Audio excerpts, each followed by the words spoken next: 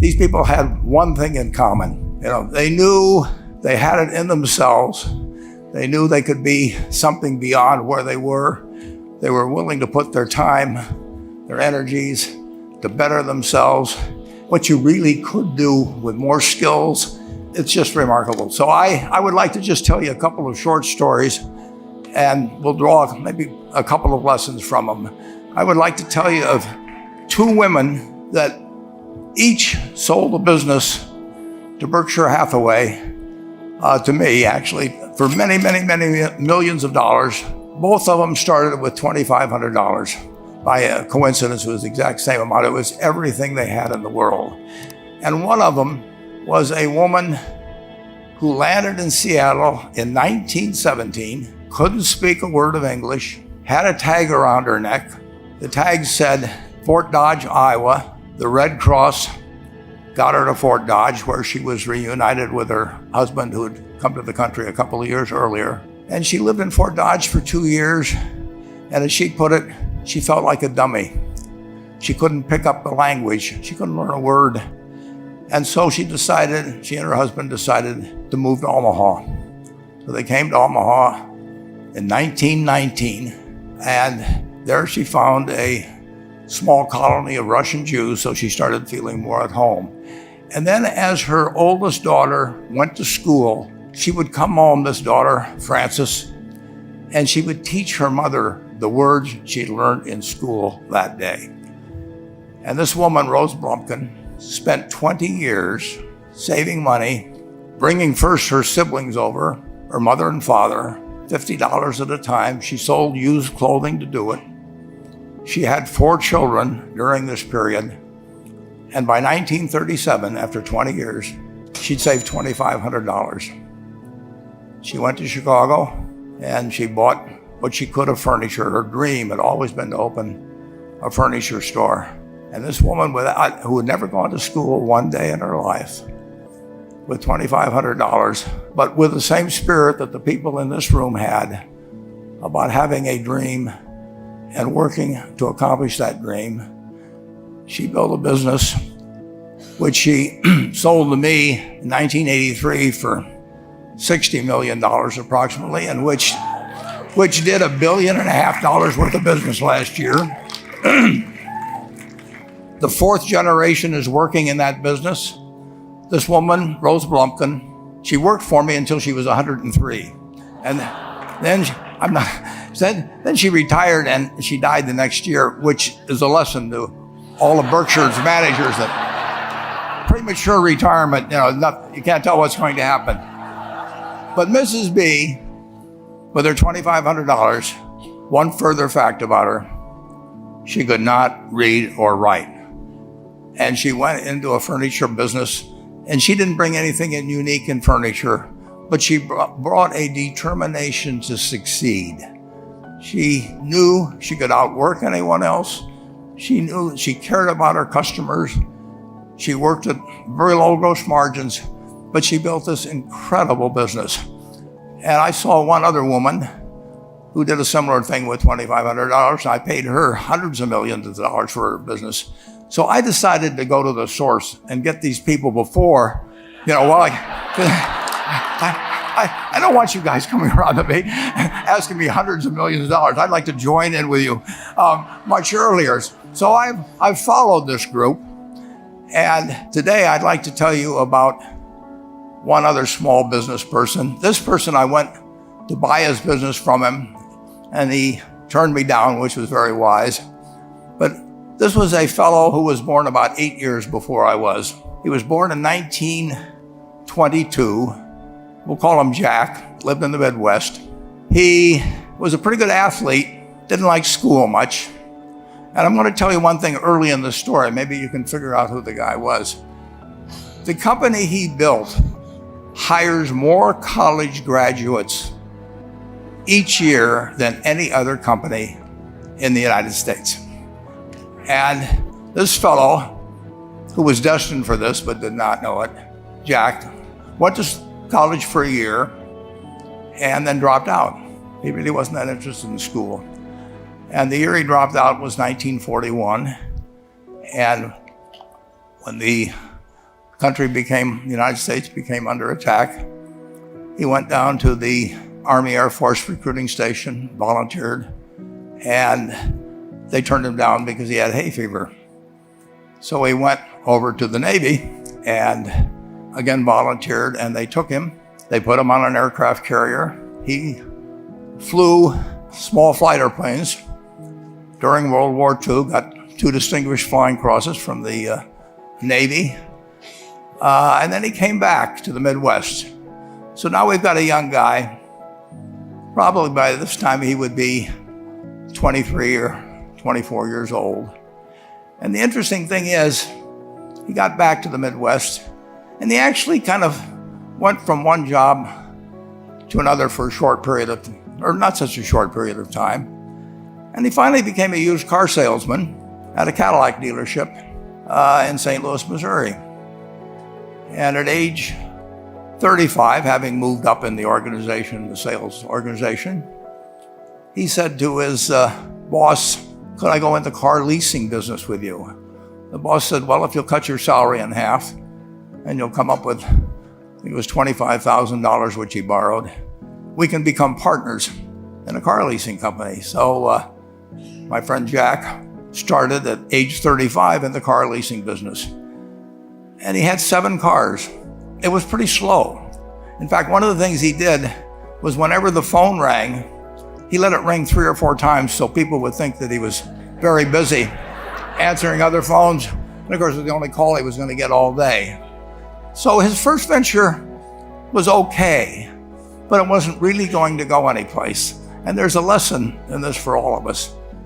At age 40, he decided, with 17 vehicles, 17 cars, he was going to go into competition in the rent-a-car business. So now he's taking on Hertz and Avis and National and people like that who have hundreds and hundreds of thousands of cars. And he's got 17 cars, and his cars aren't any different than theirs. I mean, he's buying them from General Motors or Ford or Chrysler. And he can't get the airport locations. Those companies have them all sold up. But he was determined that he would basically offer the customer, can't offer him a different car, but he can offer them friendlier service than they've ever seen. And so he started a company. He named it after the battleship that he'd flown from in the Pacific, which was the USS Enterprise. And he died about a year and a half ago. But when he died, his rent-a-car company, starting with those 17 cars, was worth more than Hertz and Avis and all the rest of the rental cars put together. The man's name was Jack Taylor, and his son, Andy Taylor, is a good friend of mine, runs the business now. A grandchild is in the business. There'll probably be a 4th generation along the line. So this man in the United States, he didn't invent artificial intelligence. He didn't do anything that, just like Mrs. B selling furniture, I mean, that any one of us could have entered those businesses.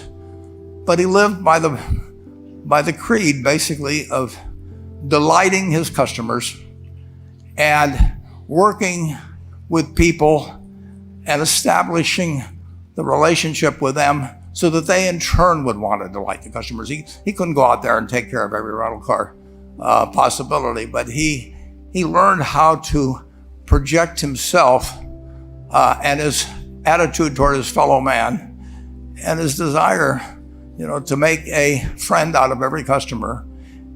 He managed to take very ordinary cars and turn them into this extraordinary business from virtually nothing.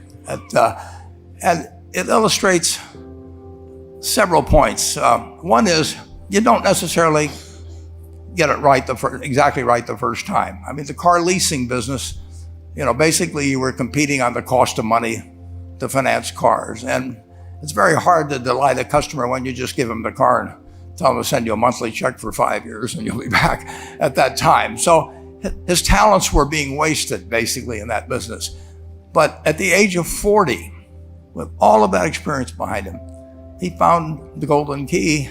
He took a very ordinary business and turned it into an absolutely extraordinary operation, just like Mrs. B or Rose Blumpkin did with furniture. And he didn't worry about whether the Federal Reserve was going to tighten or ease. He didn't worry about whether the stock market was up or down yesterday. He didn't worry about the things he couldn't change, but he did focus on the one thing he could change, and that was the customer's experience. And I have seen the one that got away, Enterprise. I went down to Florida and tried to talk him into selling to Berkshire, and he was smart enough not to do it. Probably the value of the company has quadrupled since I made that visit.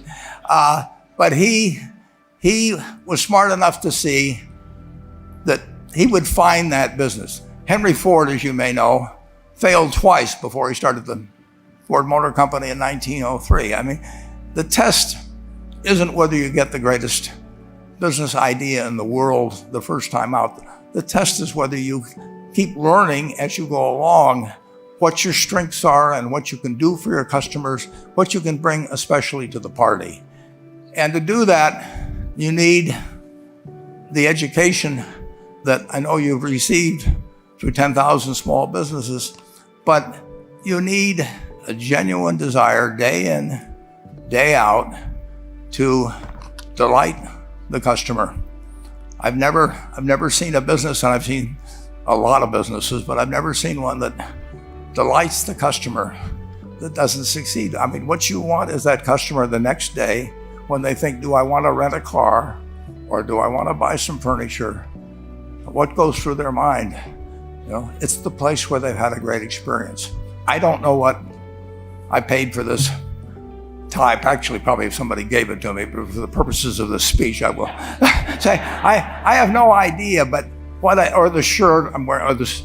But I do know, I will remember how I was treated when I bought it. I mean, you long forget about the price, but you never forget whether you had a good experience or a poor experience with the purchase experience.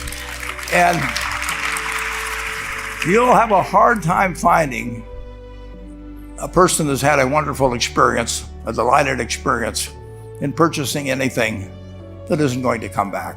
And similarly, if the memory is of rudeness, indifference, whatever it may be, they're never going to come back. And as a small business owner, and as you grow, you have to not only be able to project that interest in people's well-being, in delighting them yourself, but you have to do it through other people.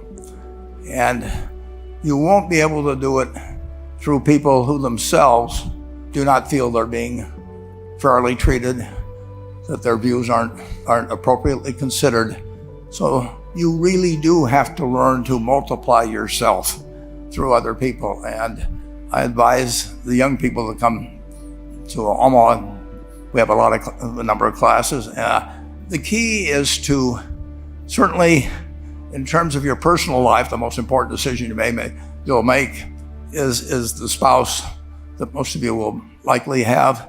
And it's very important to surround yourself with people that are better than you are. You are going to move in the direction of the people you associate with. So you constantly, I've been enormously lucky in that respect. I mean, I've just had teachers and friends and a spouse that really was a better person than I was. And I had enough sense to learn from these people that life went better if you behaved better yourself. It took a while. So I advise you to seek out, as your partner in business, your partner in life, whatever it may be, look for the people that actually are examples to you rather than somebody that you think you need to straighten out yourself. And simple rules like that, delighting customers, working through other people, associating with people that will cause you to move in a better path than you might otherwise have, they will take you so far in life that it's hard to believe. I mean, they took Rose Blumpkin without being able to speak a word of English, couldn't read or write, and they took her to what is now a $1.5 billion business. And incidentally, there's been no money put in it since the $2,500. That's been the total capital paid into the Nebraska furniture market. And I think if you looked at enterprise, I don't know their books the same way, but my guess is that very little equity capital has been added to enterprise over the years. The business built on itself. So I want to tell you, I admire this group enormously. When I met Dr. Mello's class on September 22nd, 8 years ago, I was thrilled. And I admire people that are doing what you have done. Working hard at your job at the same time, you took on an added, really, lot of hard work to further your skills. 99% graduate. I mean, it's a mind-blowing statistic. And I'm looking at 2,200 people here who I admire. I'm cheering for you, and I can tell you the best is yet to come. Thank you.